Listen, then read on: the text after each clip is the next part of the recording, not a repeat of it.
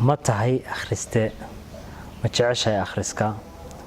ma tahay qoraa ma jeclaan lahayd in buugtaadu ay gaarto bulshada Soomaaliyeed meel kasta ay joogaan bishaara ayaan ku hayaa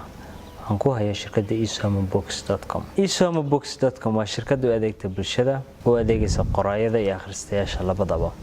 haddii aad tahay akhriste waxaad ka heli kartaa laba adeeg oo aad ku anfacaya tan koowaad waxa weeye inaad isdiiwaan gelin kartid oo buugaagta ku jirta Ingiriisi iyo Soomaali iyo buug la tarjumay intaba aad akhrisan kartid adigoo qiimo jaban bil walba iska bixinaya waxaad sidoo kale heli kartaa inaad qaybta iibka buugaagta aad gashid ee aad iibsatid buuga aad doonaysid sidaasna ku akhrisatid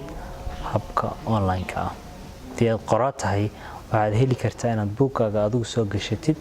adigu maamulatid shirkaduna ay ku iibgeyso sidaasna uu buugaaga ku gaaro macaamiisha dhaqaalahana oo qaybta ugu badan adiga ay ku soo noqoto hamogaanin oo ku xirnow booqo isomabooks.com la soo deg application-ka isomabooks halkaasna ka sii wado